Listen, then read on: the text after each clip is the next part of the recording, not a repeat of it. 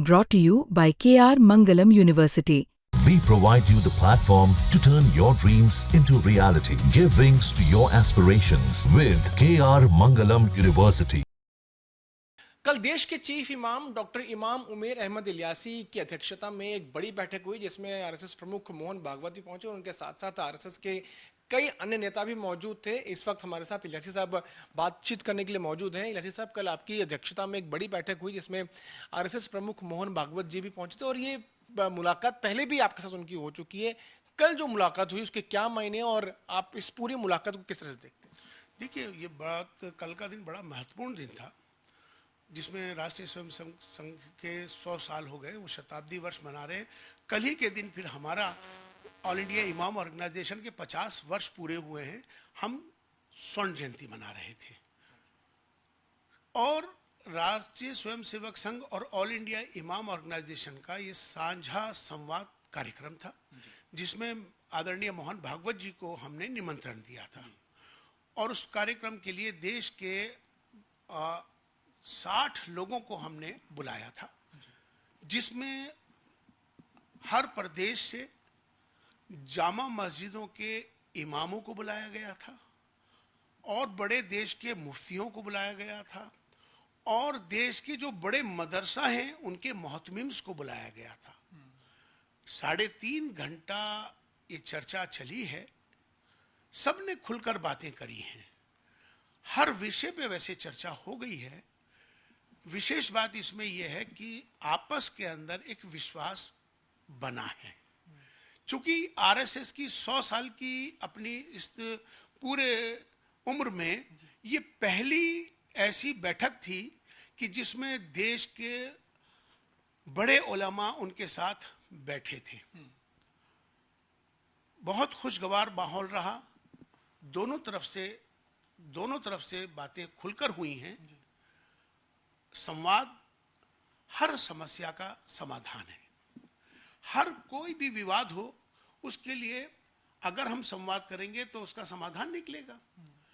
संवाद से गलतफहमियां दूर होती हैं, संवाद से आपस में मोहब्बत पैदा होती है और संवाद से सबसे बड़ी बात है कि विश्वास पैदा होता है। जब हम एक दूसरे के नज़दीक आते हैं तो आपस में एक दूसरे को समझने का मौका मिलता है और उसका लाभ मिलता है।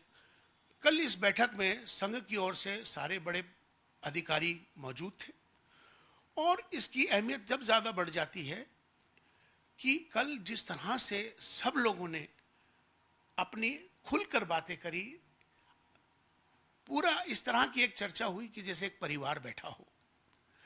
जब परिवार कोई दूर होता है और वो एक काफ़ी टाइम के बाद 100 साल के बाद वो एकदम बैठ जाए तो जो खुशी होती है, कल के संवाद में बड़ी खुशी थी। हर विषय जो राष्ट्रीय विषय हैं उन पर खुलकर चर्चा हो गई। तो मुझे खास तौर पे जो इसमें अहम बात है, जो इस संवाद को आगे ले जाने का फैसला हुआ है, सहमति बन गई है आगे के लिए कि मंदिरों को और मस्जिदों को के बीच में संवाद होना चाहिए, पुजारियों और इमामों के बीच में संवाद होना चाहिए, गुरुकुल और मदरसों के बीच में संवाद होना चाहिए। ये बहुत बड़ा महत्वपूर्ण फैसला लिया गया है। यह सुझाव हमारी तरफ से था, उस पर सहमति बनी है। तो ये सुझाव, ये जो संवाद है, ये संवाद की जरूरत क्यों पड़ी? संवाद हमेशा बना रहना चाहिए, चाहे वो परिवार का हो, चाहे वो देश का हो, चाहे वो विदेशों का हो। डायलॉग हमेशा कंटिन्यू रहता है।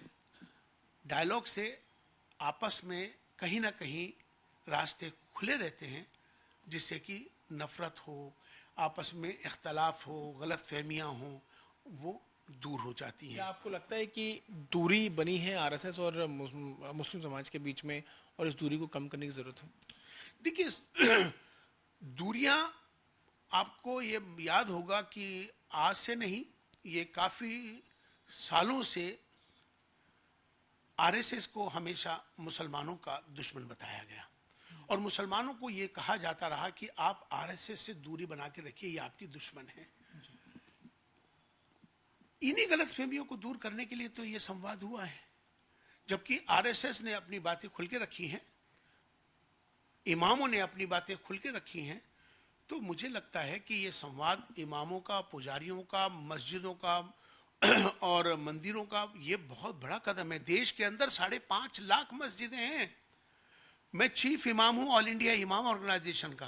भारत की 5.5 लाख मस्जिदें आती हैं, 7.5 लाख मंदिर हैं भारत के अंदर, 6 लाख मदरसे हैं देश भर में, और इसी तरह 8 लाख गुरुकुल हैं देश में। ये सब मिलके अगर ये संवाद करेंगे तो एक देश के अंदर एक ऐसा वातावरण होगा को जो खुशहाली का होगा। आज भारत विश्व गुरु बनने की अग्रसर है। क्या वक्फ वाला मुद्दा उठाया गया कल की मुलाकात में?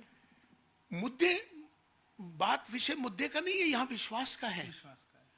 जब पहली बैठक होती है तो उसमें सारी चर्चाओं में मुद्दे नहीं हुआ करते हैं, उसमें विश्वास होता है। संवाद की बात की जाती है। संवाद में विश्वास पहले होता है। जब विश्वास होता है तो फिर सारी मसले के हल निकल सकते हैं।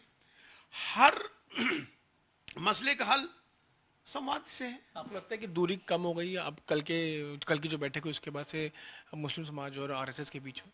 मुझे लगता है कि शुरुआत है, आगे देखिए होता क्या है। एक आखिरी प्रश्न मिलूंगा। आप संवाद की बात कर रहे हैं, आप कल की हुई मुलाकात की बात कर रहे हैं, लेकिन कांग्रेस पार्टी तो और इसके अलावा और भी जो सांसद हैं अलग अलग दलों के, विपक्षी दलों के, वो तो ये कह रहे हैं कि इस मुलाकात के कोई मायने ही नहीं है। जिनसे मुलाकात मोहन भागवत करें वो तो तनख्वाहिए हैं। इस तरह की जो बातचीत कही जा रही है कांग्रेस की तरफ से, उसको आप किस तरह देखते हैं? देखिए, मैं वैसे तो मैं कभी भी किसी के बारे में कोई टिप्पणी करता नहीं हूँ। मेरा मिजाज है कि मैं क्या कर रहा हूँ, मुझे क्या करना चाहिए, मैं उस पर चर्चा करता हूँ। लेकिन आज तक भी उन पार्टियों को जिनका आप नाम ले रहे हो, मैं तो नाम भी नहीं लेता हूँ, जिन पार्टियों का आप नाम ले रहे हो, मैं उनसे पूछता हूँ कि जिस वक्त से मोदी जी इस देश के प्रधानमंत्री बने हैं, आज तक क्या मोदी जी ने कोई काम अच्छा किया ही नहीं है? आप विपक्ष में हो, आप विपक्ष में ईमानदार, मैं आपको तब मानता कि अच्छे को अच्छा कहते, खराब को खराब कहते, वो उसको विपक्ष कहते हैं। लेकिन तनख्वाहिए कह रहे हैं आप लोगों को। देखिए, कोई क्या कहता है, कोई क्या कहता है, कोई क्या समझता है, वो उसके मामलात हैं। मैं क्या कहता हूं ये महत्वपूर्ण है। मैं कहना चाहता हूं कि राष्ट्र सर्वोपरि है, राष्ट्र प्रथम है, इसका ध्यान हमेशा रखना चाहिए। और सबको मिलकर आज भारत जिस तरह से आगे बढ़ रहा है, आज जिस तरह से विश्व गुरु बनने की अग्रसर है, तो ये वक्त एक होने का है, मिलने का है, संवाद का है। तो ये वक्त एक होने का है, मिलने का है, संवाद का है, और इसी थीम पर कल ये मुलाकात हुई। और कहीं ना कहीं उम्मीद ये जताई जा रही है कि आगे आने वाले समय में मुस्लिम समाज और आरएसएस के बीच की जो दूरियां हैं वो कम होगी। मेरे सहयोगी जगन्नाथ का, मैं पीयूष मिश्रा, दिल्ली।